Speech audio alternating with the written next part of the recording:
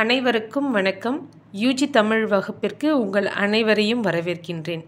இன்றைக்கு நாம் பார்க்க இருப்பது பழந்தமிழ் இலக்கியங்களில் வானியல் சிந்தனைகள். விண்கோள்களையும் காற்று மண்டலத்தையும் அவற்றின் இயக்கங்களையும் கால அளவுகளையும் நுணுகி ஆராயும் அறிவியலே வானியல் எனப்படும். இயற்கையின் மீதான ஆச்சரியங்களிலிருந்தே இந்த ஆய்வுகள் தொடங்குகின்றன. ஒரு நாளின் பகற்பொழுது வெளிச்சமாகவும் இரவு இருட்டாகவும் இருப்பதிலிருந்து அவன் இதற்கு காரணமாக இருப்பது சூரியன்தான் என்பதை அறிந்து எவ்விதமான தொலைநோக்கு கருவிகளும் இல்லாமல் தன் ஆய்வு சிந்தனையின் வழியாக வானம் இப்படித்தான் இருக்கும், வானத்தில் இத்தனை கோள்கள் இருக்கின்றன, நாள்மீன்கள் இருக்கின்றன, விண்மீன்கள் இருக்கின்றன என்பதை அறிந்து ஆராய்ந்து காலத்தை கணக்கிடுகிறான். எனவே பழந்தமிழர்களின் காலம் பற்றிய சிந்தனையிலிருந்துதான் வானியல் பற்றியான ஆய்வு தொடங்குகிறது. இதனைத்தான் தொல்காப்பியர் நிலமும் பொழுதும் முதலென மொழிப என்ற நூற்பாவில் பொழுதின் முக்கியத்துவத்தை விளக்குகிறார்.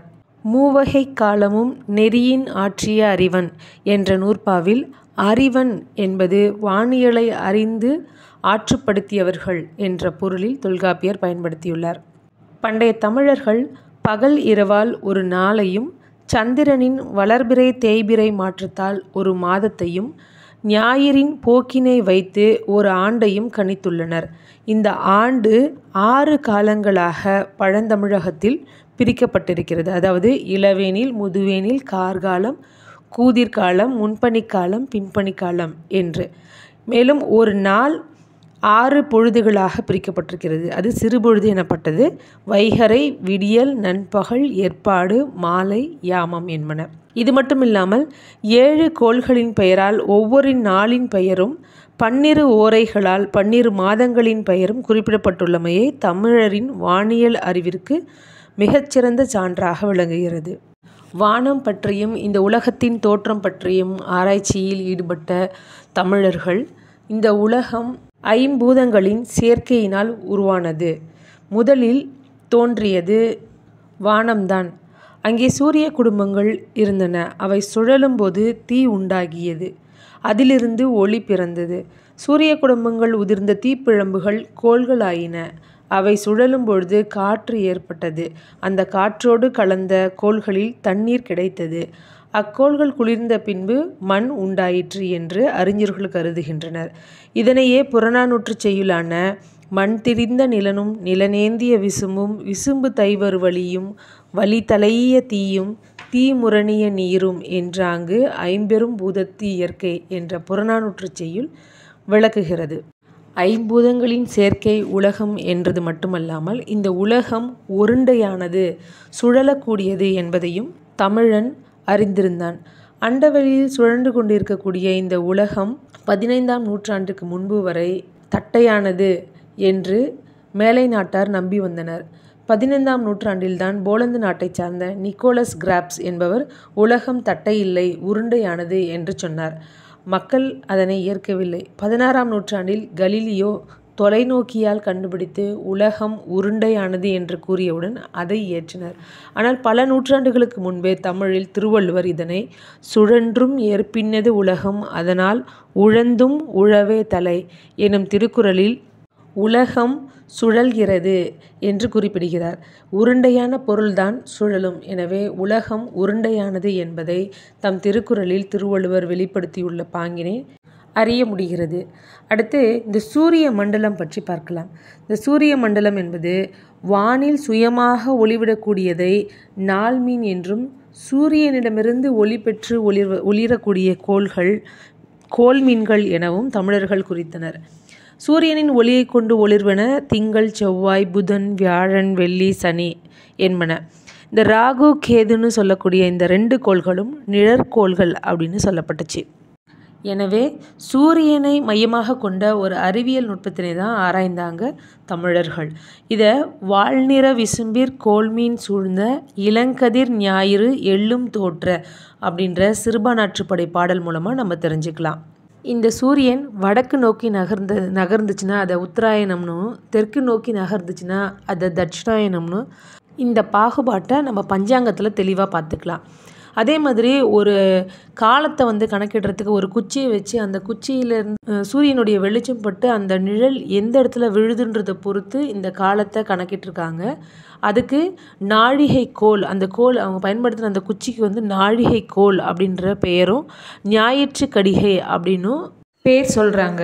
இந்த காலத்தை கணக்கிடுற முறை பற்றி நெடுநல்வாடை குறிப்பிடுது. அதே மாதிரி இந்த நிலாவும் 12 ராசிகளை மேற்கிலிருந்து கிழக்காக கடத்துகிறது. இந்த 360 டிகிரியில் 27 சம பங்காக இது பிரிக்கப்பட்டு ஒவ்வொரு பாகமும் அதில் இருக்கக்கூடிய ஒளி பொருந்திய விண்மீனால் குறிக்கப்படுது. அதாவது அஸ்வினி, பரணி, கார்த்திகை அப்படின்னு சொல்லக்கூடிய இந்த 27 நட்சத்திர பெயர்களாக குறிக்கப்படுது. அதே மாதிரி சங்க காலத்தில் இருந்த மன்னர்கள் எல்லாம் அவங்களுடைய மாளிகையினுடைய மேற்கூரையில் இந்த ராசி மண்டலங்களையும் 27 நட்சத்திர கூட்டங்களையும் அதுக்கு இடையே இந்த நிலவு வந்து பயணப்பட்டு போவதையும் ஓவியமாக வரைஞ்சி வச்சுருந்தாங்க. அப்படின்றதுக்கு சாட்சியாக நெடுநல்வாடையில் வரக்கூடிய புதுவது இயன்ற மெழுகுசெய் படமிசை திண்ணிலை மறுப்பின் ஆடு தலையாக விண்ணூர்பு திரிதரும் வீங்கு செலல் மண்டிலத்து முரண்மிகு சிறப்பின் செல்வனோடு நிலைய ரோகிணி நினைவன நோக்கி நெடுதுயிரா அப்படின்ற இந்த அடிகள் எல்லாமே விளக்குது. சங்க புலவரான உறையூர் முதுகண்ணன் சாத்தனார் அப்படின்றவர் வந்து புறநானூற்றில் ஒரு பாடலில் இந்த செந்நாயிரினுடைய வீதியும் அந்த ஞாயிற்றினுடைய இயக்கத்தையும் இந்த சூழப்படக்கூடிய இந்த மண்டலமும் காற்று செல்லக்கூடிய திசையும் ஆதாரமே இல்லாமல் தொங்கிக் கொண்டிருக்கக்கூடிய இந்த வானமும் என்று இவற்றை தாமே அந்த இடத்திற்கு சென்று பார்த்து அளந்தவரை போல அவை இப்படிப்பட்டவை என உரைக்கக்கூடிய அறிவுடையோர்கள் பலர் உள்ளனர் என்பதை, அதாவது செஞ்ஞாயிற்று செலவும் அஞ்ஞாயிற்று பறிப்பும் பறிப்பு சூழ்ந்த மண்டிலமும் வழி திரிதரு திசையும் வரிது நிலையிய காயமும் என்றிவை சென்றளந்து அறிந்தாற்போல என்றும் இணைத்து என்போரும் உளரே அப்படின்ற பாடல் அடிகள் மூலமாக தெரிஞ்சுக்கலாம். பழந்தமிழர்கள் வானிலிருந்து எப்படி மழை பொழிகிறது அப்படின்றத பற்றி ஆராய்ந்து சங்க இலக்கியமான முல்லைப்பாட்டில் வந்து சொல்லுவாங்க. அதாவது கடல்லிருந்து தண்ணியை முகந்து எடுத்துக்கிட்டு போய் மேலே இந்த மேகக்கூட்டங்கள் குளிர்ந்து மழையாக பொழியுது அப்படின்ற செய்தி இந்த முல்லைப்பாட்டில் தெரிய வரும். ஆனால் இந்த வானத்தில் இருக்கக்கூடிய கோள்கள் கூட இந்த மழைப்பொழிவிற்கு காரணமாக இருக்கும் அப்படின்றத பற்றி பதிற்றுப்பத்தினுடைய 3ஆம் பத்தில் பாலை கௌதமனார் பாடியிருக்காரு. வானத்தில் சூரியன் ஒளி வீசிக்கிட்டு இருக்கும் பொழுது அதுக்கு கொஞ்சம் வடக்கில் இந்த வெள்ளிக்கோள்னு சொல்லக்கூடிய சுக்கிரன் நிற்கும் பொழுது மற்ற கோள்களும் அதனோடு பொருந்தி நிற்கும் பொழுது நல்ல மழை பொழியும் அப்படின்ற செய்தியை குறிப்பிடுறாரு. வயங்கு கதிர் விரிந்து வானகம் சுடர்வர வரிது வடக்கு இறைஞ்சிய சீர்சால் வெள்ளி பயம்கெழு பொழுதொடு ஆணியம் நிற்ப களிழும் கருவியோடு கையூற வணங்கி அப்படின்ற 10 பாடலடிகள் மூலமாக நம்ம இதை தெரிஞ்சுக்கலாம். இந்த வானம் வந்து மின்னல், வெளிச்சம், விண், ஆகாயம், கதிரவன், சுக்கிரன், மழை ஆகிய இந்த வானியல் தொடர்பான செய்திகள் எல்லாமே இந்த சங்க பாடல்கள் மூலமாக நம்ம தெரிஞ்சிக்க முடியுது. இந்த கோள்களினுடைய தன்மை மட்டும் இல்லாமல் இந்த கோள்கள் என்ன நிறத்தை உடையன, இதனுடைய வடிவம் என்ன அப்படின்றத பற்றி கூட சங்கத்தமிழர்கள் நன்றாக தெரிஞ்சு வச்சுருந்தாங்க. வெண்மை நிறமுடையதாக இந்த வெள்ளி கோள்களும் செந்நிறமுடையதாக செவ்வாய் அப்படின்ற கோளும் இருந்ததாக குறிப்பிடுறாங்க. அது மட்டும் இல்லாமல் இந்த அனுஷ்ட நாளினுடைய முதல் நட்சத்திரத்தை வந்து முடப்பனை போன்ற வடிவத்தில் இருந்ததாகவும், புனர்பூச நட்சத்திரம் குளம் அப்படின்ற வடிவில், அதாவது கயம் அப்படின்ற வடிவில் இருந்ததாகவும் கூடலூர் கிழார் ஆர்இருள் அரையிரவில் முடப்பனையத்து வேர்முதலா கடைக்குளத்து கயம் காய பங்குனி உயர் அழுவத்து தலைநாள் மீன் நிலைத்திரிய இந்த மாதிரி அந்த பாடல் நீளமாக போகும். இந்த பாடல் மூலமாக விண்மீன்கள் மற்றும் கோள்களின் நிறம், வடிவம் பற்றி குறிப்பிடுறாரு. அறிவியல் ஆய்வாளர்கள் வானத்தை ஆராய்ச்சி செய்து கோள்கள் 9 இருப்பதாக குறிப்பிடுறாங்க. இந்த 9 கோள்கள் பற்றி தமிழ் இலக்கியங்களில் என்ன சொல்லியிருக்கிறாங்க அப்படின்றத நம்ம இனிமேட்டு பார்ப்போம். முன்னாடியே நம்ம சூரியனை பற்றி பார்த்துட்டதுனால அடுத்து திங்கள்னு சொல்லக்கூடிய நிலவை பற்றி பார்க்கலாம். நிலவு அப்படின்றது ஒரு துணைக்கோள் தான். இது வானத்தில் விண்மீன்களுக்கு இடையில் இது தோற்றமளிக்கும். இந்த நிலவு மலைகளும் நிலக்குழிகளும் பாறைகளும் நிறைந்த பாலைவன பரப்பாக இருக்கிறதுனால பார்க்கறதுக்கு கரைபடிந்து இருக்கிற மாதிரி காட்சி அளிக்குது. இந்த திங்களானது கதிரவனோடு சேர்வதும் பிரிந்து எதிர்ப்பக்கமாக நிற்பதுமாகிய நிகழ்வுகளில் அதனுடைய ஒளி நாளுக்கு நாள் வளர்ந்து முழுவட்டமாகவும் தேய்ந்து நிலவு வெளிச்சம் இல்லாமலும் வருகிறது என்பதை விளக்குவதாக இந்த புறநானூற்று பாடல்.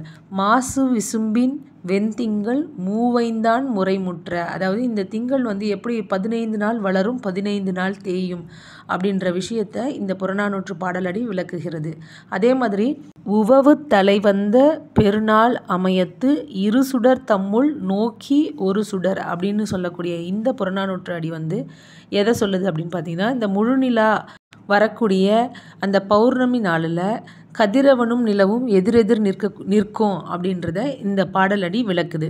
அடுத்து செவ்வாய் அப்படின்ற கோள், இது சிவப்பு நிறமுடையதாக இருக்கும் அப்படின்றதுனால தான் இதுக்கு செவ்வாய் அப்படின்னு பேர் வச்சுருக்காங்க. முன்னீர் நாப்பன் திமிர் சுடர் போல செம்மீன் இமைக்கும் மாவிசுமின் அப்படின்ற இந்த புறநானூற்று பாடல் இதை விளக்குது. அடுத்து புதன், இது சூரியனுக்கு ரொம்ப பக்கத்தில் இருக்கக்கூடிய ஒரு சின்ன கோள். இதை அறிவன் அப்படின்ற பெயரில் சொல்லியிருக்காங்க. புந்தி மிதுனம் பொருந்த புலர்விடியல் அப்படின்ற பரிபாடல். புந்தி அப்படின்றது புதனை குறிப்பதாக, அந்த புதன் மிதுன ஓரையை சென்றடைவது பற்றி வடி விளக்குகிறது.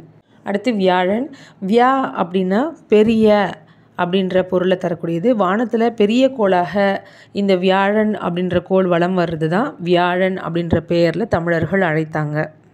வானியலில் அதிகமாக பேசப்பட்ட இன்னொரு கோள் வெள்ளி. இது வெண்ணிறம் உடையது, அதனால இது வெள்ளி அப்படின்னு சொல்லிட்டு பெயர் பெற்றது. இது காலையிலையோ அல்லது மாலையிலையோ தோன்றும். காலையில் தோன்றத விடிவெள்ளி அப்படின்னு சொன்னாங்க. இந்த வெள்ளியை மழைக்கோள் அப்படின்னும் குறிப்பிட்டாங்க. வெள்ளி தென்புலத்து உரைய விளைவயல் பள்ளம் வாடிய பயனில் காலை அப்படின்ற புறநானூற்று பாடலடி இந்த வெள்ளி கோள் பற்றி குறிப்பிடுகிறது. அடுத்து சனி, இந்த கோள்கள்லையே ரொம்ப தூரத்தில் இருக்கிறதும் கருப்பு நிறமுடையதாகவும் இருப்பது இந்த சனி கோள் தான். இதனுடைய நிறம் கருதி தான் இதை மைமீன் அப்படின்னு அழைச்சாங்க. காரி அப்படின்றது கூட இதுக்கான தூய தமிழ் பெயராக இருக்குது.